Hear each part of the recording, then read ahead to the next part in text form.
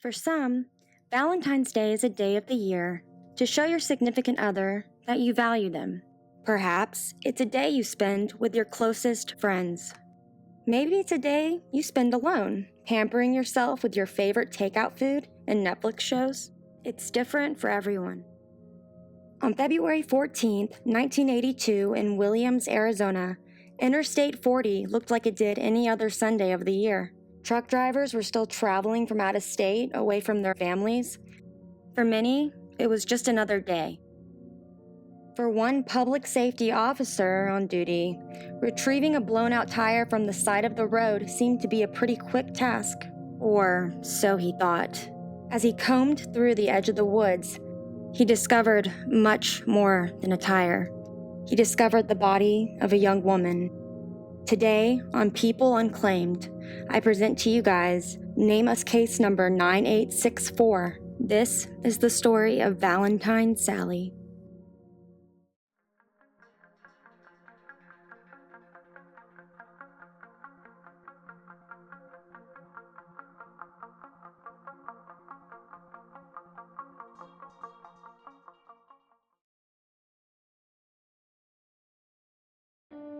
On Valentine's Day 35 years ago, a public safety officer came upon the lifeless body of a young woman beneath a cedar tree just 11 miles from Williams, Arizona, on the westbound side of Interstate 40.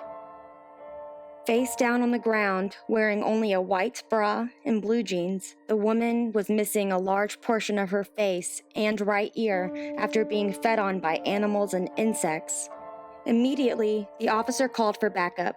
Authorities arrived on the scene, and they immediately were suspicious of foul play.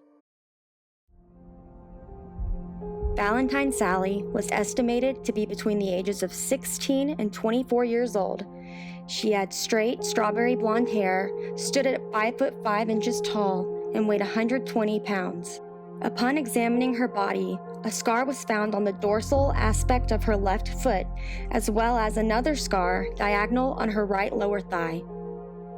Although her right ear was not recovered, her left ear was pierced. As I mentioned previously, the woman was found 8 yards from the interstate, with little flesh on her face as she was eaten by animals. Upon examining her teeth, it was found that one of her bottom molars was prepped for a root canal approximately 1 week prior to her death. She was estimated to have died 10 to 14 days prior to their discovering her body. Her jeans were a size 9 from the brand Seasons.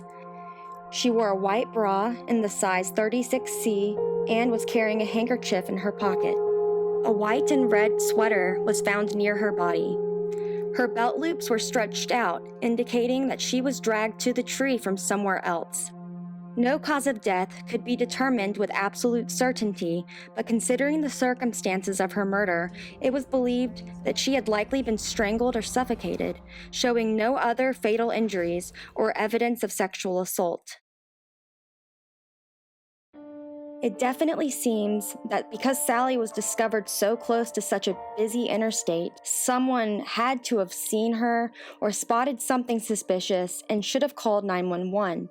However, the area was frequented by truck drivers, and it was not out of the ordinary to see people pulled over on the interstate. One citizen, however, eventually would come forward to report a very possible sighting of Sally, alive, just days prior to her tragic fate. Patty Wilkins, at the time a waitress and co-owner of the Monte Carlo truck stop in Ash Fork, Arizona, believed to have met Sally at 3 a.m. on February 4th, just 10 days prior to her body's discovery. Wilkins reported to police that the woman came into the truck stop asking for aspirin to relieve her tooth pain. She was accompanied by a much older man who Wilkins believed to be her father or uncle. The woman stated she was in too much pain to eat, and the two stayed in the truck stop for around an hour. Wilkins stated the man in her company was caring towards her. She described the girl as very beautiful, and her overall description was very consistent with Sally's characteristics. Sadly, this woman who had likely interacted with the unidentified woman was all police would have to lead their investigation. The public remained silent and the case stayed open until 1984. All of a sudden, Valentine Sally was identified as Melody Cutlip, a Florida woman who allegedly ran away in 1980. Homer Campbell, a forensic odontologist, concluded that the bite marks of Valentine Sally's aligned with photographs of Cutlip's teeth. Although both local police and Cutlip's own family did not believe their daughter was truly this Jane Doe, they ruled the case closed, and Sally was laid to rest. Even worse, she was buried with a gravestone that to this day reads Cutlip's name, although Cutlip returned home in Florida alive in 1986. This mistake lasted 2 years until the case was considered open again, and authorities were without any leads or new pieces of evidence. Sadly, today the case remains open and has made no advancement since. Despite this, families have continued to rule out Valentine Sally as their own loved ones who have gone missing over the years. Amy Yakimick, Dorothy Clitheroe, Charlotte Kinsey, Ava Riddle, Diane Webb, and Dina McCann have been ruled out over the past 35 years. There are currently 2 missing girls that have not been ruled out as of me filming this video. First is Marla Mullins, who went missing from Minola, Texas in 1981. The second is Norma Jean Halford, who went missing from Georgetown, Colorado in 1979. Unfortunately, Valentine Sally's identity remains unknown for 35 years and counting, and even more disheartening is that from an investigation standpoint, this case feels rather cold. Although there exist 2 missing persons that the internet community can bring attention to, simply comparing the individuals to Valentine Sally raises some doubt. Norma Jean Halford was living with a man named Vincent Darrell Grove when she disappeared. It was only a little over a year later that he was imprisoned for the murder of another young girl, and by 1990, Groves was found guilty of 2 additional female murders and was sentenced to life in prison. Once convicted, authorities linked him to at least 24 other murders. Considering the dangerous circumstances Halford found herself in prior to going missing, it is very unlikely she is alive, let alone Valentine Sally.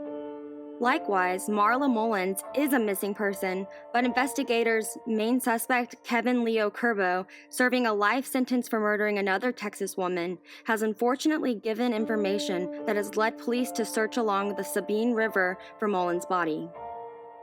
All this being said, the only chance Valentine Sally seems to have in being identified is a family member or friend coming forward. However, there are still a few theories I would like to present in this video. On Web Sleuths, user Glitter Ghost suggests that the tooth Valentine Sally was seeking treatment for could have abscessed and killed her suddenly. It's important to remember her cause of death was not determined with absolute certainty. If her passing was not a result of foul play, many online users make a point that her companion likely covered up her death. But of course, this is complete speculation. All of these theories are certainly interesting, but none can be investigated effectively until Valentine Sally is identified. If you believe you or someone you know have new information relevant to this case, I have provided contact information and all relevant case numbers in the down bar below. Of course, thank you guys so much for watching this video, and if you enjoyed it, click the like button, and if you haven't subscribed yet, please hit the subscribe button and let me know what content you'd like to see on my channel in the future. Until next time, adios pescados.